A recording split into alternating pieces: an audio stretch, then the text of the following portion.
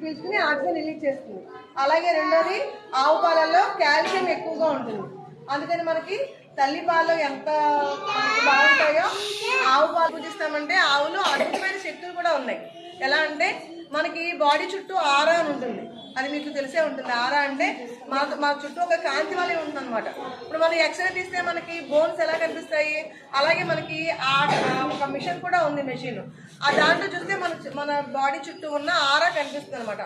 ఆరా ఏంటి, ఎవరైతే నెగిటివ్గా అంటే వాళ్ళ నెగిటివ్ పాజిటివ్ ఎనర్జీస్ అంటే ఏంటి, మన యొక్క ఆలోచనలే మనం ఎప్పుడూ హాయిగా సంతోషంగా ఉండడం, అలాగే ప్రేమగా ఉండడం, ద్వేషం, క్రోధం, అలాగే అసూయ, ఇలాంటి చెడ్డ ఆలోచనలు లేని వాళ్ళకి ఆరా చాలా బ్రైట్గా చాలా కాంతిగా ఉంటుంది అనమాట.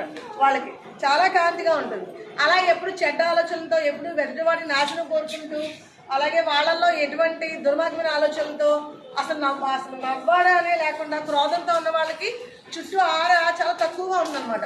అందుకని ఈ ఆరా ఎప్పుడు కలుగుతుంది, మామూలుగా దీనికి ఆరా పెంచడానికి ఎటువంటి ఛాన్సెస్ లేవు. కానీ మన ఆవు దగ్గర వెళ్ళి ఒక 5 నిమిషాలు మనం ఆవుతో స్పెండ్ చేస్తే కనుక ఈ ఆరా అనేది చాలా బ్రైట్ అయిపోతుంది అనమాట. చాలా బ్రైట్గా ఉంటుంది. ఎప్పుడైతే ఆరా బ్రైట్గా ఉంటుందో ఆ బ్రైట్నెస్ అనేది మన లైఫ్ యొక్క లివింగ్ టైంని పెంచుతుంది అనమాట. మనకి అంటే నెగిటివ్గా ఏమనిపించదు. అంటే దేని మీద ఉత్సాహం లేకపోవడం, ప్రతి పనిలోనూ మనం యాక్టివ్గా వర్క్ చేయడం, ఇవన్నీ ఎప్పుడు చేయగలుగుతాం, మన ఆరా బాగా ఉంటేనే చేస్తాం అనమాట. అలాంటి ఆరాని పెంచేది ఆవు యొక్క సాన్నిహిత్యం మాత్రమే. ఆవు చుట్టూ అంత మంచి ఆరా ఉంటుందన్నమాట. ఎప్పుడైతే మనం ఆవు ఆరాలోకి వెళ్తామో ఆవు ఆరా మనకు కూడా పెరుగుతుంది అనమాట. అందుకని ఆవుని అంటే మిగతా జంతువుల్లో కాదు, ఆవు ఒక ప్రత్యేకమైన జంతువు అనమాట.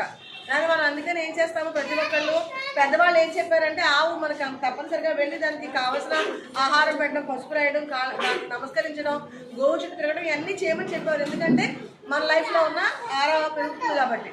అందుకని మనం మన ఆవును మనం ఏం చేయాలి, పూజించాలన్నమాట. పూజించదగ్గ జంతువు ఆవు. అలాగే చాలామంది ఆవు, మన ఇండియాలో దాన్ని బ్యాన్ చేసాం, ఆవు మాంసం తినకూడదని. అది మీరు అందరూ గుర్తుపెట్టుకోండి. మీ లైఫ్లో ఎప్పుడూ కూడా మీరు చిన్నవాళ్ళు ఎప్పుడైనా అలాంటివి తినడం, మీరు బయటికి వెళ్ళినా ఏదో కంట్రీకి వెళ్ళినప్పుడు అక్కడ ఎక్కడ ఎప్పుడైనా సరే ఆవు మాంసం మాత్రం మనం తినకూడదు. అది నిషేధం అనమాట. ఎందుకంటే అంత మేలు చేసే ఆవు.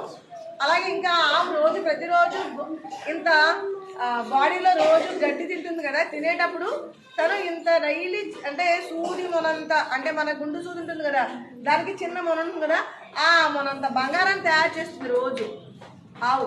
అలా తన లైఫ్ టైంలో గోరోచనం అంటారు దాన్ని, ఇంత చిన్నది వస్తుంది అనమాట. ఆవు చనిపోయిన తర్వాత ఆ గోరోచనాన్ని తీసి దాన్ని భగవంతుడి యొక్క సేవలో ఆ గోరోచనాన్ని వినియోగిస్తారు.